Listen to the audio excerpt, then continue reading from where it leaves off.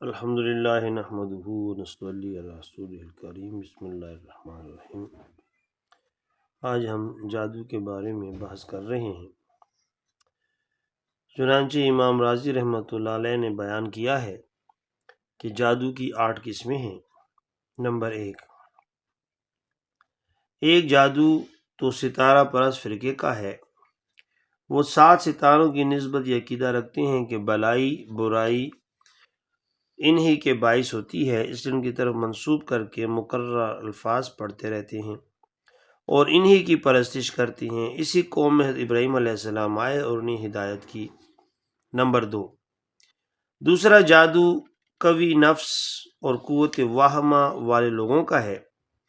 وہم اور خیال کا بڑا اثر ہوتا ہے۔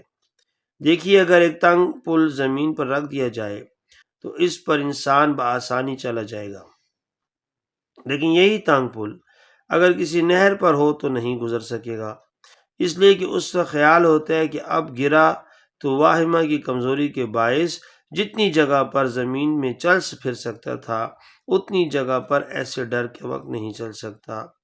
حکیموں طبیبوں نے بھی مرعوب شخص کو سرخ چیزوں کے دیکھنے سے روک دیا ہے اور مرگی والوں کو زیادہ روشنی والی اور تیز حرکت کرنے والی چیزوں کے دیکھنے سے منع کیا ہے، جس سے ظاہر ہوتا ہے کہ قوت واہمہ کا ایک خاص اثر طبیعت پر پڑتا ہے۔ عقل مند لوگوں کا اس پر بھی اتفاق ہے کہ نظر لگتی ہے۔ صحیح حدیث میں آیا ہے کہ نظر کا لگنا حق ہے۔ اگر کوئی چیز تقدیر پر سبقت کرنے والی ہوتی تو نظر ہوتی۔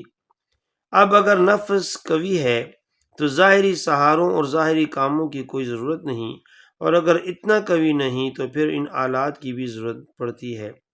جس قدر نفس کی قوت بڑھتی جائے گی وہ روحانیت میں ترقی کرتا جائے گا اور تاثیر میں بڑھتا جائے گا، اور جس قدر یہ قوت کم ہوتی جائے گی اسی قدر یہ گھٹتا جائے گا۔ یہ بات کبھی غذا کی کمی، لوگوں کے میل جول کے ترک وغیرہ سے بھی حاصل ہو جاتی ہے، کبھی تو اسے حاصل کر کے انسان نیکی کے کام شریعت کے مطابق اس سے لیتا ہے۔ اس حال کو شریعت کی اصطلاح میں کرامت کہتے ہیں، جادو نہیں کہتے۔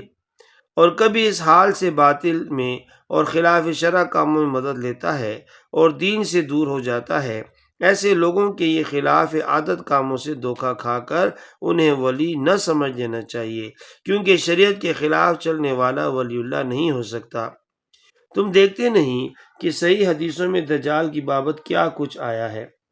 وہ کیسے کیسے خلاف عادت کام کر کے دکھائے گا، لیکن ان کی وجہ سے خدا کا ولی نہیں بلکہ وہ ملعون و مردود ہے۔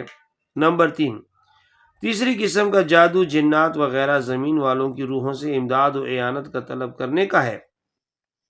معتزلہ اور فلاسفر اس کے قائل نہیں۔ ان روحوں سے بعض مخصوص الفاظ اور اعمال سے تعلق پیدا کرتے ہیں، اسے سحر بالعزائم اور عمل تسخیر بھی کہا جاتا ہے۔ نمبر 4 چوتھی قسم خیالات کا بدل دینا، آنکھوں پر اندھیرا ڈال دینا اور شبدہ بازی کرنا ہے، جس سے حقیقت کے خلاف کچھ کا کچھ دکھائی دینے لگتا ہے۔ آپ نے دیکھا ہوگا کہ شبدہ باز پہلے ایک کام شروع کرتا ہے، جب لوگ دلچسپی کے ساتھ اس طرف نظریں جما لیتے ہیں اور اس کی باتوں میں متوجہ ہو کر ہمتاً اس میں مصروف ہو جاتے ہیں، وہ پھرتی سے ایک دوسرا کام کر ڈالتا ہے جو لوگوں کی نگاہوں سے پوشیدہ رہتا ہے، اور اسے دیکھ کر وہ حیران رہ جاتے ہیں۔ بعض مفسرین کا قول ہے کہ فرعون کے جادوگروں کا جادو بھی اسی قسم کا تھا، اسی لیے قرآن کریم میں ہے سحروا اعین الناس واسترہبوہم الاخر، لوگوں کی آنکھوں پر جادو کر دیا اور ان کے دلوں میں ڈر بٹھا دیا۔ اور ایک جگہ فرماتے ہیں موسیٰ علیہ السلام کے خیال میں وہ سب لکڑیاں اور رسیاں سانپ بن کر دوڑتی ہوئی نظر آنے لگیں، حالانکہ در حقیقت ایسا نہ تھا، واللہ عالم۔ 5ویں قسم بعض چیزوں کی ترکیب سے کوئی عجیب کام اس سے لینا ہے، مثلا گھوڑی کی شکل بنا دینا، اس پر ایک سوار بنا کر بٹھا دیا، اس کے ہاتھ میں ترہی ہے، جہاں ایک ساتھ گزری اور اس کرنائی میں سے آواز نکلی، حالانکہ کوئی اسے نہیں چھیڑتا۔ اسی طرح انسانی صورت اس کاریگری سے بنائی کہ گویا اصلی انسان ہنس رہا ہے یا رو رہا ہے۔ فرعون کے جادوگروں کا جادو بھی اسی قسم میں سے تھا کہ وہ بنائے سانپ وغیرہ زیپک کے باعث زندہ حرکت کرنے والی دکھائی دیتے تھے۔ گھڑی اور گھنٹے اور چھوٹی چھوٹی چیزیں جن سے بڑی بڑی وزنی چیزیں کھینچ آتی ہیں، سب اسی قسم میں داخل ہیں۔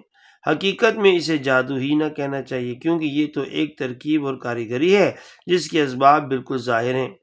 جو انہیں جانتا ہو وہ ان کلموں سے یہ کام لے سکتا ہے۔ اسی طرح کا وہ ہیلا بھی ہے کہ جو بیت المقدس کے نصرانی کرتے تھے کہ پوشیدگی سے گرجے کی قندیلیں جلا دیں اور اسے گرجے کی کرامت مشہور کر دیا اور لوگوں کو اپنے دین کی طرف جھکا لیا۔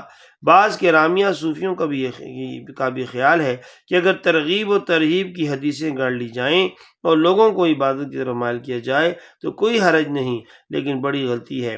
رسول اللہ صلی اللہ علیہ وآلہ وسلم فرماتے ہیں، جو شخص مجھ پر جان بوجھ کر جھوٹ بولے وہ اپنی جگہ جہنم میں مقرر کر لے، اور فرمایا میری حدیثیں بیان کرتے رہو لیکن مجھ پر جھوٹ نہ باندھو، مجھ پر جھوٹ بولنے والا قطعاً جہنمی ہے۔ ایک نصرانی پادری نے ایک مرتبہ دیکھا کہ ایک پرندے کا ایک چھوٹا سا بچہ جسے اڑنے اور چلنے پھرنے کی طاقت نہیں، ایک گھونسلے میں بیٹھا ہے۔ جب وہ اپنی ضعیف اور پست آواز نکالتا ہے تو اور پرندے اسے سن کر رحم کھا کر زیتون کا پھل اس کے گھونسلے میں لا لا کر رکھ جاتے ہیں۔ اس نے اسی صورت کا ایک پرندہ کسی چیز کا بنایا اور نیچے سے اسے کھوکھلا رکھا اور ایک سوراخ اس کی چونچ کی طرف رکھا، اسے لا کر اپنے گرجے میں ہوا کے رخ رکھ دیا، چھت میں ایک چھوٹا سا سوراخ کر دیا تاکہ ہوا اس سے جائے۔ جب ہوا اس کی آواز نکلتی تو اس قسم کے پرندے جمع ہو جاتے اور زیتون کے پھل لا لا کر رکھ جاتے۔ اس نے لوگوں میں شہرت دینی شروع کی کہ اس گرجے میں یہ کرامت ہے، یہاں ایک بزرگ کا مزار ہے اور یہ کرامت انہی کی ہے۔ لوگوں نے بھی جب یہ انہونی عجیب بات اپنی آنکھوں سے دیکھی تو معتقد ہو گئے اور اس قبر پر نظر و نیاز چڑھنے لگی اور یہ کرامت دور دراز تک مشہور ہو گئی، حالانکہ نہ کوئی کرامت تھی نہ معجزہ، صرف ایک پوشیدہ فن تھا جسے اس ملعون شخص نے پیٹ بھرنے کے لیے پوشیدہ طور پر رکھا ہوا تھا اور وہ لعنتی فرقہ اس پر رجا ہوا تھا۔ نمبر 6، چھٹی قسم جادو کی بعض دواؤں کے مخفی خواص معلوم کر کے انہیں کام میں لانا ہے۔ یہ ظاہر ہے کہ دواؤں میں عجیب عجیب خاصیتیں ہیں۔ مقناطیس ہی کو دیکھو کہ لوہا کس طرح اس کی طرف کھنچ جاتا ہے۔ اکثر صوفی اور فقیر و درویش انہی ہیلا سازیوں کو کرامت کر کے لوگوں کو دکھاتے ہیں اور انہیں مرید بناتے پھرتے ہیں۔ نمبر 7، ساتویں قسم وہ جادو ہے جس میں جادوگر دل پر ایک خاص قسم کا اثر ڈال کر اسے جو چاہتا ہے منوا لیتا ہے۔ مثلا اسے کہہ دیا کہ مجھے اسم اعظم یاد ہے یا جنات میرے قبضے میں ہیں۔ اب اگر سامنے والا کمزور دل کا اور کچے کانوں کا ہے اور بودے عقیدے والا ہے تو وہ اسے سچ سمجھ لے گا اور اس کی طرف سے ایک قسم کا خوف اور ڈر، ہیبت اور رعب اس کے دل پر بیٹھ جائے گا جو اس کو ضعیف بنا دے گا۔ اب اس وقت وہ جو چاہے گا کرے گا اور اس کا کمزور دل اسے عجیب عجیب باتیں دکھاتا جائے گا۔ اس کو متبدلہ کہتے ہیں اور یہ اکثر کم عقل لوگوں پر ہو جایا کرتا ہے اور علم فراست سے کامل عقل والا اور کم عقل والا انسان معلوم ہو سکتا ہے، اور اس حرکت کا کرنے والا اپنا یہ فعل قیافے سے کم عقل شخص معلوم کر کے ہی کرتا ہے۔ نمبر 8، آٹھویں قسم چغلی، جھوٹ سچ ملا کر کسی کے دل میں اپنا گھر کر لینا ہے اور خفیہ چالوں سے اسے اپنا گرویدہ کر لینا۔ یہ چغل خوری اگر لوگوں کو بھڑکانے اور بتکانے اور ان کے درمیان عداوت و دشمنی ڈالنے کے لیے ہو تو شرعاً حرام ہے۔ جب اصلاح کے طور پر آپس میں ایک دوسرے مسلمان کو ملانے کے لیے کوئی ایسی ظاہری بات کہہ دی جائے جس سے یہ اس سے اور وہ اس سے خوش ہو جائے، یا کوئی آنے والی مصیبت مسلمانوں پر سے ٹل جائے، یا کفار کی قوت زائل ہو جائے، ان میں بددلی پھیل جائے اور مخالفت و پھوٹ پڑ جائے تو یہ جائز ہے۔ ساحر اور سحر کے کیا احکام ہیں؟ شریعت اسلامیہ میں ساحر کے لیے کوئی حد نہیں ہے، لیکن جرم کے بعد اس پر سزا ہے جو امام کی مرضی پر موقوف ہے، جسے ہم تعزیر کہتے ہیں۔ فضالہ بن عبید کہتے ہیں کہ حضرت عمر رضی اللہ عنہ نے اپنے ایک فرمان میں لکھا تھا کہ ہر ایک جادوگر مرد و عورت کو قتل کر دو۔ چنانچہ ہم نے 3 جادوگروں کی گردن مار دی۔ صحیح بخاری میں ہے کہ ام المومنین حضرت حفصہ رضی اللہ عنہا پر ان کی ایک لونڈی نے جادو کر دیا جس پر اسے قتل کیا گیا۔ حضرت امام احمد بن حنبل رحمۃ اللہ علیہ فرماتے ہیں کہ 3 صحابیوں سے جادوگر کے قتل کا فتویٰ ثابت ہے۔ ترمذی میں ہے کہ رسول اللہ صلی اللہ علیہ وسلم فرماتے ہیں کہ جادوگر کو تلوار سے قتل کر دینا ہے۔ جادوگر کا قتل جائز ہے، چنانچہ الحماد میں لکھا ہے المسلم والذمی والحر والعبد من اقر منهم انه ساحر فقد حل دمه وتقتل ولا يقبل توبته۔ جو شخص جادو کا اقرار کرے، خواہ وہ مسلمان ہو یا ذمی، آزاد ہو یا غلام، اس کا قتل جائز ہے اور اس کی توبہ مقبول نہیں۔ ایک جگہ اور فتویٰ الحماد میں ہے کہ یقتل الساحر والخناق فإن تاب لا يقبل توبتهما۔ ساحر اور گلا گھونٹنے والے کا قتل جائز ہے اور اس کی توبہ قبول نہیں۔ رہی سحر کی بات تو اس کے متعلق یہ ہے کہ قرآن و حدیث کی اصطلاح میں جس کو سحر کہا گیا ہے وہ حرام اور ناجائز ہے، جیسے کہ روح المعانی میں ابو منصور رحمۃ اللہ علیہ سے روایت ہے کہ مطلقاً سحر کی سب اقسام کفر نہیں، بلکہ صرف وہ سحر کفر ہے جس میں ایمان کے خلاف اقوال و اعمال اختیار کیے گئے ہوں، لہذا اس کا سیکھنا اور سکھانا حرام ہے، اس پر عمل کرنا بھی حرام ہے۔ البتہ اگر مسلمانوں سے دفع ضرر کے لیے بقدر ضرورت سیکھا جائے تو بعض فقہا کے نزدیک اس کی اجازت ہے۔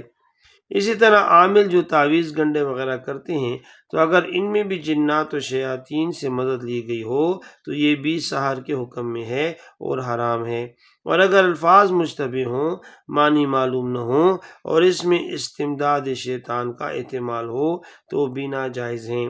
یہ مسئلہ بھی شامی میں ہے، اگر کسی کو ناحق ضرر پہنچانے کے لیے جائز کلمات اختیار کیے تو یہ بھی حرام ہے۔ اب ہم جادو کے دفعے کے بارے میں بزرگوں، انسانوں اور بزرگ جنات و موکرین کے بتلائے ہوئے اعمال و وظائف اور تعویذات آپ کو بتاتے ہیں۔ جادو کے دفعے کے اعمال سے پہلے یہ بات ذہن نشین کر لینا چاہیے کہ اس کائنات میں فعال ذات خدا کی ہے۔ نفع و ضرر، عزت و ذلت، خیر و شر سب اللہ کے ہاتھ میں ہے۔ انسان صرف تدابیر اختیار کرتا ہے اور اثر و تاثیر اللہ دیتا ہے۔ جب بھی کوئی عمل کریں پہلے خدا کی طرف رجوع ہوں، دعا کریں اور اپنا اور اپنے گھر والوں کا حصار لگائیں، کیونکہ عمل کے دوران بعض اوقات جوابی حملہ اچانک ہو جاتا ہے۔ دوسری بات یہ کہ جیسے ہی کسی کو یہ علم ہو جائے کہ اس پر جادو ہے یا بندش ہے تو اس کا فوری علاج کروائے، ورنہ یہ جادو آدمی کے لیے امراض کی شکل میں اور گھر کے لیے نحوست کا باعث بن جاتا ہے۔ ہمارے پاس ایسے بہت کیس آتے ہیں جس میں جادو مرض کی شکل اختیار کر لیتا ہے، پھر بہت مشکل سے ہی جاتا ہے کیونکہ وہ خون میں شامل ہو کر جزو بدن بن جاتا ہے، اس لیے ابتدا سے ہی علاج کروا لینا چاہیے۔ اللہ تعالی ہم سب کی حفاظت فرمائے۔ جزاک اللہ خیرہ۔